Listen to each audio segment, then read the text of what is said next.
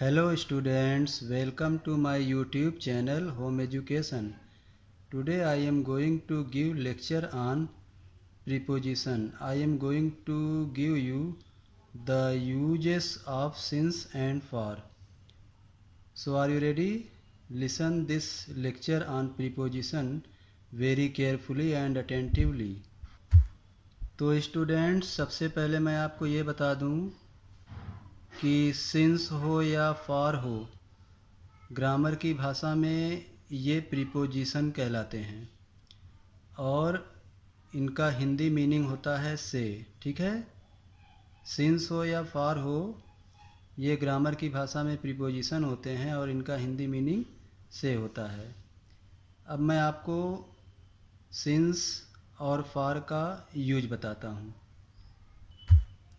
तो स्टूडेंट्स मैं आपको ये बता दूँ, सिंस और फॉर का जो प्रयोग होता है वो ज़्यादातर परफेक्ट कॉन्टिन्यूअस टेंस में होता है।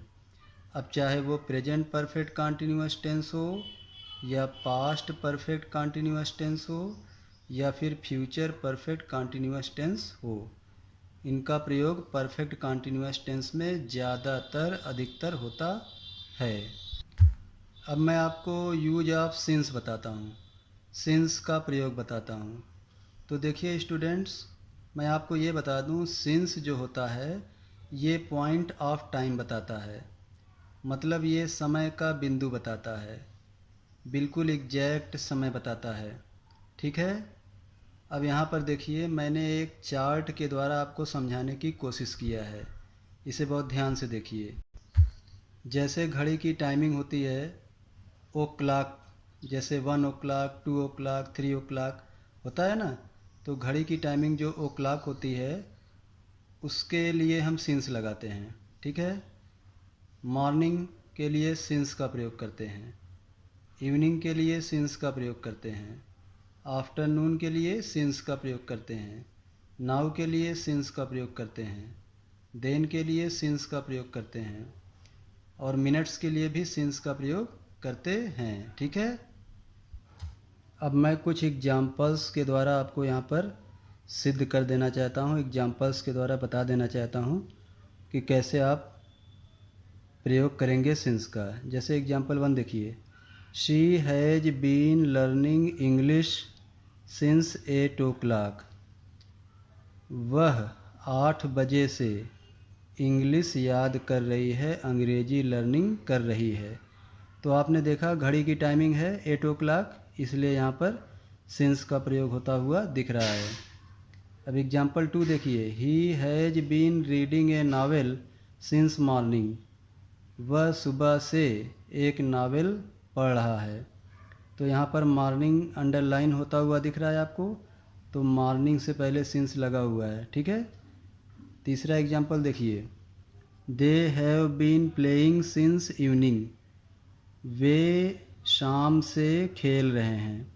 तो यहाँ पर इवनिंग देख रहे हैं ना, इवनिंग लगा हुआ है, तो इवनिंग के लिए यहाँ पर सिंस का प्रयोग होता हुआ दिख रहा है। अगला एग्जाम्पल देखिए चौथा, Radha had been singing since afternoon. Radha दोपहर से गा रही थी या गीत गा रही थी। तो आप यहाँ पे देखिए आफ्टरनून का प्रयोग है, तो इसलिए यहाँ पे सिंस का प्रयोग होता हुआ दिख रहा है। अब आप पांचवा प्रयोग देखिए, पांचवा example, the teacher has been admitting the student since now. अध्यापक अब से स्टूडेंट्स को भर्ती ले रहे हैं, प्रवेश ले रहे हैं। यहाँ पर नाउ लगा हुआ है, इसलिए यहाँ पे सिंस का प्रयोग होता हुआ दिख रहा है। अब आप देखिए छठा, Ravi had been cooking since then. Ravi तब से खाना पका रहा था। अब यहाँ पे देखिए देन है, तो इसलिए यहाँ पे सिंस का प्रयोग होता हुआ दिख रहा है। देखा आपने। सिंस का एक एग्जाम्पल और देखिए, Radha has been brushing her teeth since 5 minutes। Radha अपना दांत 5 मिनट से ब्रश कर रही है। यहाँ देखिए मिनट, मिनट के लिए भी सिंस का प्रयोग होता है, मिनट अंडरलाइन है, तो आपने सिंस का प्रयोग होते हुए देख लिया। अब मैं आपको यूज ऑफ फॉर बताता हूँ, फॉर का प्रयोग बताता हूँ। तो स्टूडेंट्स, मैं आपको ये बता दूँ, फार का प्रयोग पीरियड ऑफ टाइम के लिए होता है। मतलब इसको कहते हैं समय की अवधि या समय की लंबाई के लिए हम फार का प्रयोग करते हैं। ठीक है। जैसे मैं यहाँ पे कुछ चार्ट बना के आपको दिखा रहा हूँ। जैसे डेज के लिए फार का प्रयोग करेंगे, आवर्स के लिए फार का प्रयोग करेंगे, ईयर्स के लिए फार का प्रयोग करेंगे। ठीक है, बिल्कुल मैंने एकदम एग्जैक्ट चार्ट बना के आपको दिखा दिया। अब आइए मैं आपको एग्जाम्पल के द्वारा बता दूं। एग्जाम्पल 1 देखिए, he will have been doing this job for 7 days. वह इस जॉब को, इस नौकरी को 7 दिन से कर रहा होगा। तो यहाँ पे डेज आया है, देख रहे हैं, डेज आया है, इसीलिए यहाँ पर फार का प्रयोग होता हुआ दिख रहा है। दूसरा एग्जाम्पल देखिए, she will have been travelling for 3 hours. वह 3 घंटे से यात्रा कर रही होगी। आवर्स आया है यहाँ पर, देखिए आवर्स यहाँ पे आया है, तो इसलिए यहाँ पे फार का प्रयोग होता हुआ दिख रहा है। और एक लास्ट एग्जाम्पल देखिए, Ali will have been living in Agra for 3 years.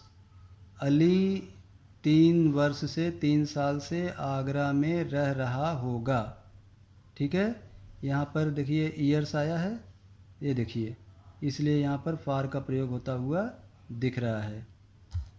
तो स्टूडेंट्स, कैसा लगा ये ग्रामर का वीडियो, कैसा लगा ये प्रीपोजिशन का वीडियो, सिंस और फार का यूज आपको कैसा लगा?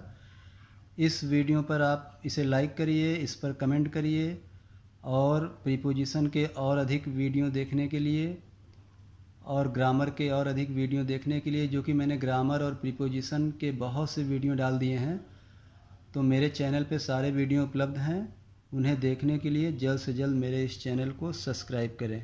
ओके, थैंक यू, जय हिंद।